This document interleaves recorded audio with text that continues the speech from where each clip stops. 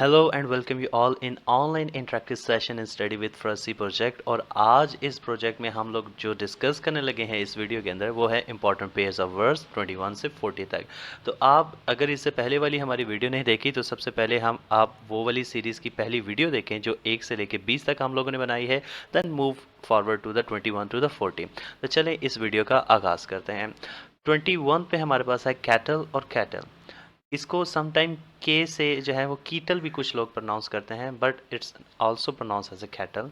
बस वर्डिंग का डिफरेंस है, ये सी से स्टार्ट होगा, ये के से स्टार्ट होगा।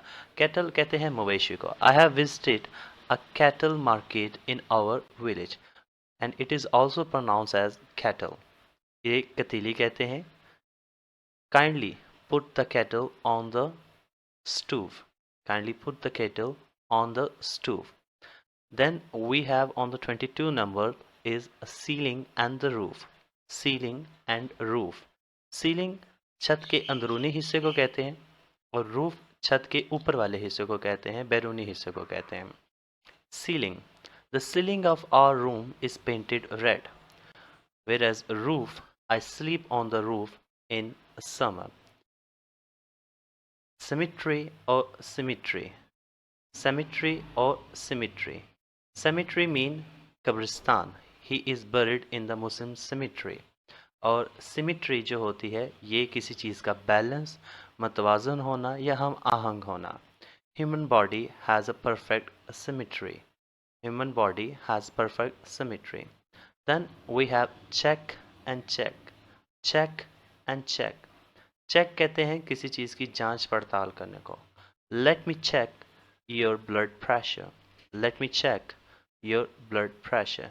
और ये चेक जो होता है ये बैंक का चेक होता है जिसके बदले आप कोई जो है वो रकम की वसूली या इंदराज करवाते हैं।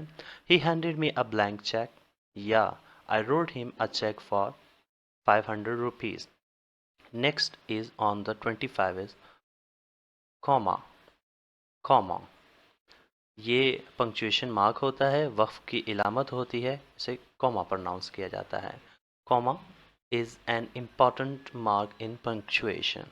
Comma is an important mark in punctuation. And then we have comma.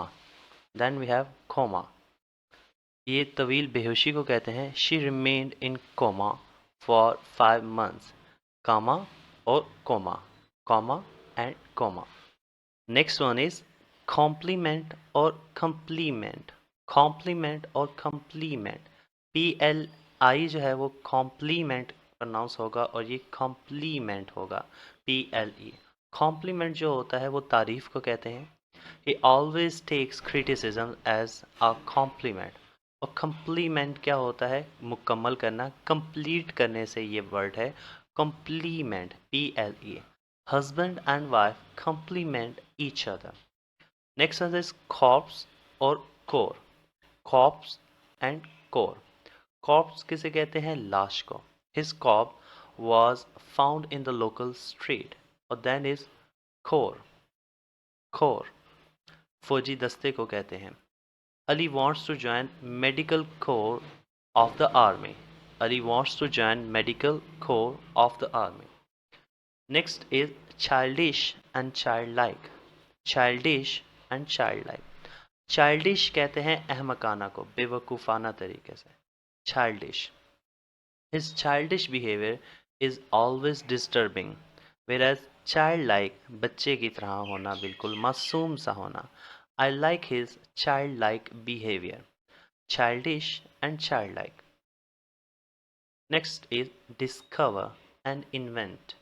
Discover and invent. Discover का मतलब होता है दरियाफ्त करना. कोई चीज़ जो ऑलरेडी एग्जिस्ट कर रही है आपने उसे जाके दरियाफ्त कर लिया, आपने उसे जाके डिस्कवर कर लिया. Columbus discovered America. Columbus discovered America. America का जो लैंड है वो पहले से ही दुनिया पे मौजूद था, कोलंबस ने जाके महज उससे दरियाफ्त किया. इन्वेंट इजाद करना, कोई नई चीज़ बनाना. Graham Bell invented telephone. Graham Bell invented telephone.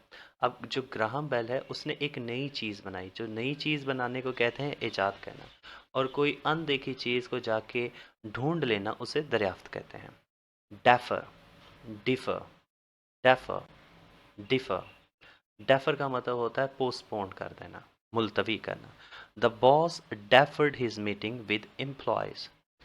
Differ, differ का मतलब होता है मुख्तलिफ होना, अलग होना, जैसे कि डिफरेंट का लफ्ज़ भी हम लोग इस्तेमाल करते हैं।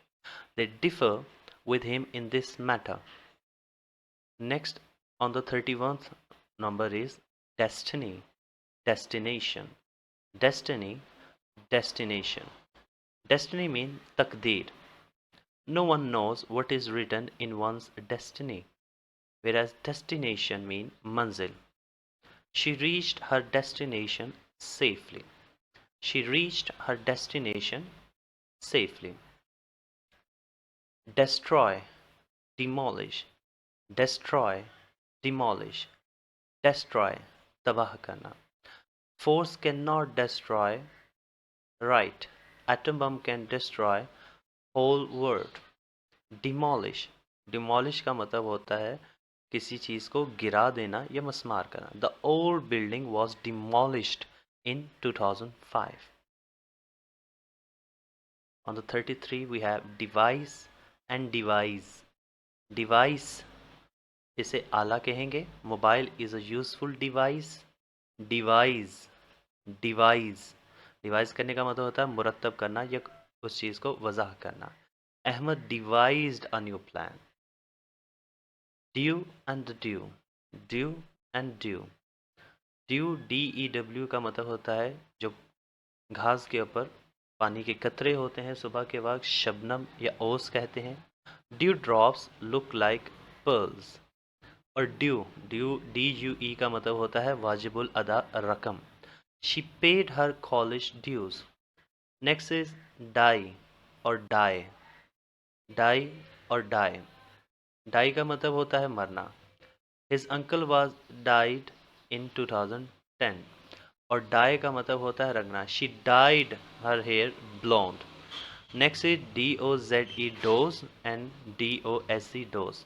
Both are pronounce same, but क्या है कि इनके स्पेलिंग का थोड़ा सा डिफरेंस है. DOZE का मतलब होता है ओंगना.